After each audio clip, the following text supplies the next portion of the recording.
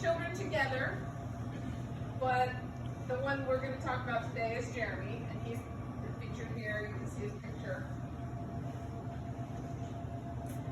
We're here to share Jeremy's joy. 8 years ago this week, my son Jeremy and I had our regular weekly visit. His dad and I were divorced, and so we had split custody. And so I got to see him every other weekend and on Tuesdays. So this particular evening, we had taken him to eat, and he wanted to go buy a shirt and some heart earrings for his little sister for Valentine's. He had recently gotten a stress fracture in his foot due to working out with weights for football, and so he was walking around in crutches.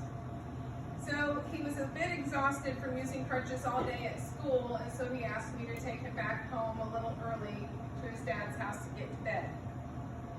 So we were quite surprised when we got a desperate phone call that Jeremy was actually in the ER and near death just 2 hours later.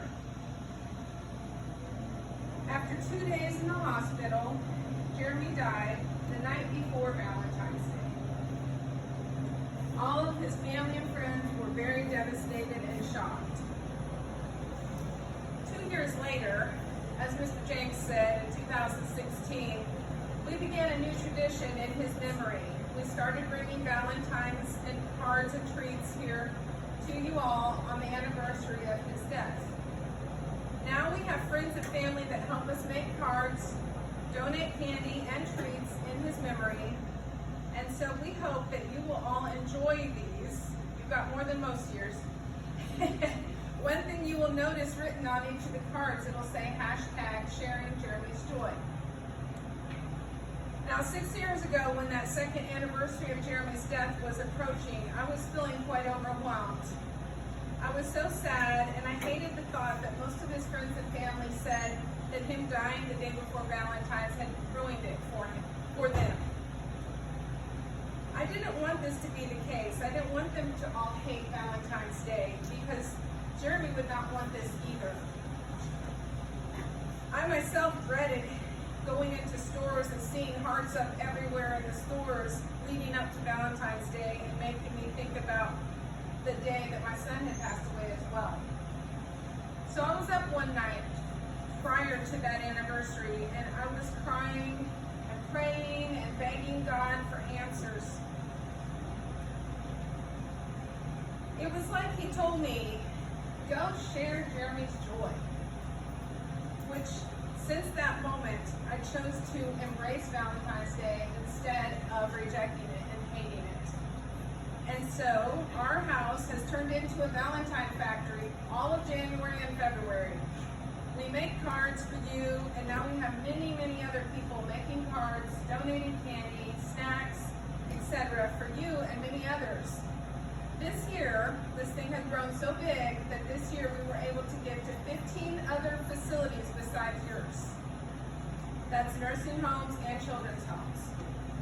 So that is approximately 900 cards that were delivered prior to today. We've been busy. Jeremy was a huge romantic. That's why I said he would not want Valentine's Day to die. He loved romantic books, and he loved watching those sappy love story movies, like girls do. He also loved girls, and he would buy girls jewelry, flowers, chocolates, and even one year he cut out tons of paper and folded, like origami, those hearts, he folded them into origami shapes and wrote, "I love you" in every language of the world that he could find. So, as you can see, he loved Valentine's Day and anything romantic. He also loves sports. He loves and had played soccer, baseball, basketball, and football. And when he played hard, so he got plenty of injuries. He had broken bones, strained muscles, all of that. Jeremy loved, he adored the Indianapolis Colts and Peyton Manning, who was playing for them at the time. Another thing that Jeremy loved was little kids. They made him so happy. He would carry them around, loved playing with them, and he often volunteered and helped to teach Sunday school in one of his church classes with the kids. But as much as Jeremy loved kids, he had an unusual connection with almost everyone, whether they were young or old. He connected especially well with those who didn't feel noticed or cared about. He gave them attention and made them feel special. So many of his friends have told me since then, and they have told us, quote, "Jeremy always made me smile. Jeremy always smiled at me and made me feel special. Jeremy was the first person to make me feel welcome at school." Matter of fact, last week I met a lady who said, "I was a teacher's aide, and Jeremy was the first person to make me feel at home at the school." So that's kind of cool. He shared his big contagious smile with everyone passing in the halls at school. He would greet them daily with a hug, smile, or an encouraging word. He loved to say funny things that made people laugh. And I've also been told that he liked to send texts of encouragement, verses to motivate people and help them along their way. Now, I don't know all of your ages, but I know that some of you might be close to 15 years old, and that's the age that Jeremy was. You might be able to relate to my son. I'm sure there's probably things in your own life that are quite difficult, and I can just imagine what you might be going through. So let me tell you just a little bit more about Jeremy. Jeremy gave joy to others even though he was hurting on the inside. He had suffered through several physical issues, as I mentioned earlier, including a stress fracture to his foot, which had kicked him out of football that last semester. He also had a huge amount of emotional hurt down inside due to his parents' divorce and not being able to live with both of his parents, and subsequently not being able to live with his siblings. This bothered him a lot. One night, after another painful disappointment, he was hurting so badly and seemed to be quite overwhelmed and forgot the joy that he had shared with others. And he failed to call one of them to pray with him or to ask God for a better perspective, and he took his own life. We, his family and friends, were extremely devastated because none of us knew he was hurting that badly. We wished we had done something to reach out to him and help prevent this from happening, to rescue him from his pain and his heartache. Years before this, Jeremy had opened his heart to Jesus and allowed him to take control of his life and his actions, and many others had seen a big change in him, especially in his attitude. He had often talked to them about Jesus and the importance of his faith in God, and we have his journals and his Bibles that show things that he was studying and learning. But on this particular night, he became hopeless. He ended up making a very poor decision that became a permanent solution for a temporary problem. And so Jeremy's life, Jeremy's potential, Jeremy's opportunities all came to a screeching halt. However, Jeremy's influence and his story, or his legacy, did not stop there.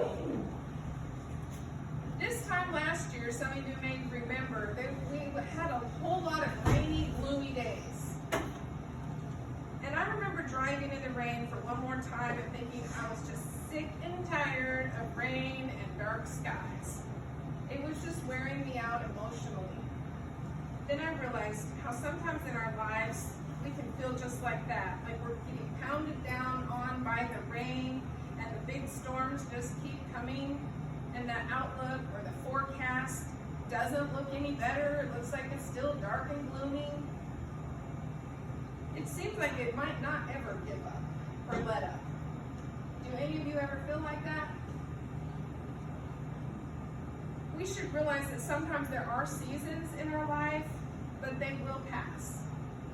In Latin America, where I grew up, half the year was called rainy season, and it literally rained 6 months of the year, every single day.